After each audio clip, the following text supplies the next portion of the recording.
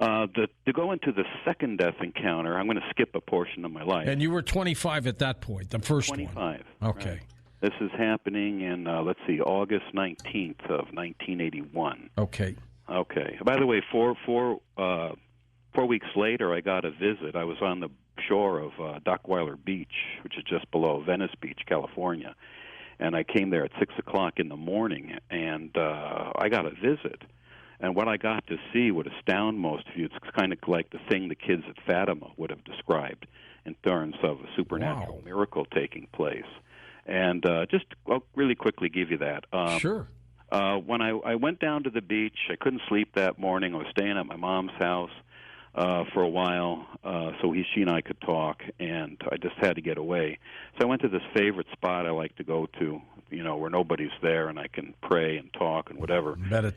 Meditate, yeah, And I walked down. As I was walking towards the shoreline, I said a prayer out loud to our Heavenly Father, and I said, Father, I know you can hear me. I said, but I need to know there's somebody here on the earth who has faith in me.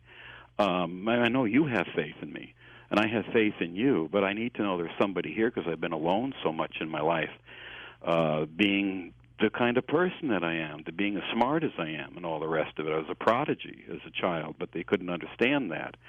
So as I walked onto the shoreline, George, all of a sudden, there's this fog, first of all, on the shoreline, kind of with the waves coming in through the fog. And all of a sudden, while I'm walking on the shore, this fog starts to spin at rapid speed all around me. It starts to go over me, and in front of me, it's going, it's just doing this tunnel effect. And I'm looking in front of me, I turn around and look behind me, and I'm now in this tunnel of fog. And it's keeping about maybe a radius of about maybe 10 or 15 feet or so all around me. So I could see all around me to that degree, but then there's just this wall of fog everywhere. But I'm in a tunnel. And as this is happening, all of a sudden I hear a voice in my head that's not audible, but crystal clear, and it says, look down at your feet. There is a message written for you in the sand. And I went, no, like this. I didn't believe it. So I start to lower my eyes, and all of a sudden, one by one, my eyes are hitting these large letters in the sand. I had walked right in the middle of it, not knowing it, because I was too busy watching the fog do its little act in front of me. So, Hollywood would kill to have special effects like this. But this wasn't special effect. This was real. And I looked at it, and I said, I can't see what it says. So I walked back towards the ocean water. And, George, I'm telling you, the water it would not come in and touch my feet. It would part around me and allow me to walk further back into where the shoreline was than where the water was breaking. And I thought that was interesting. And so I get a good look at this message, and it read in capital letters. It said, your. Then there's a publisher's insert mark in it. Above that, it said the word mother, and then it continues in capital letters saying, has faith in you. And I thought to myself, yeah, but my mother always beat me up as a kid. Yeah, I don't think they were talking about that mother. No, they were talking about her because I talked to her later, and she said, sweetheart, I always had faith in you. I said, what'd you beat me up for all the time when I was a kid? So we had a good talk.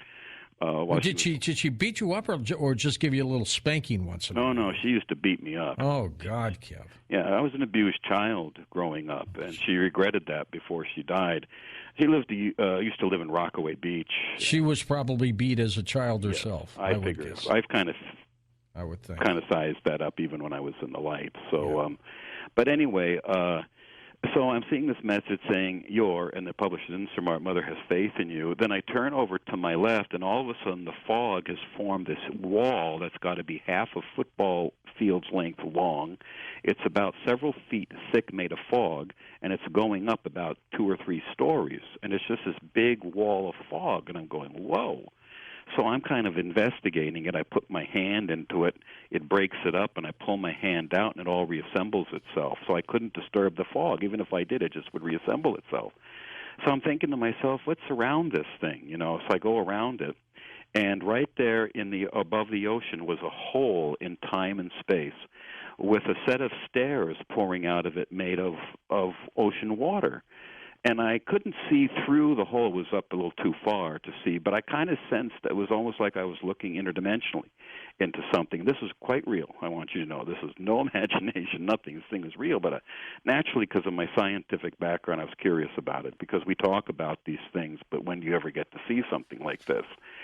And I'm watching the whole thing, and all of a sudden, the hole starts to close. It starts to spiral slowly. You know, I understand, when God does something, it's usually very peaceful. I've learned that from him. It's not like Hollywood, you know, or movies where everything's crash, bang, explosion. No. God's a very peaceful God when he does stuff. And so this hole is spiraling like the iris of a camera, not the eye, but like it had slits with the fog formation, like it was a camera closing. And I thought, now what was that all about, you know? And then the steps, I turned around back behind me, and the big wall of fog had dissipated. And now all of a sudden, the whole entire fog cylinder that I was trapped in dissipates, and I'm looking at the message still in the sand saying, your mother has faith in you. Later on, that was going to be important because I was going to write the master's key, and I realized what he was telling me with the insert mark. You're going to be a writer. You're going to be a publisher. This is what you're going to do. And when it happens, just accept it. So I have.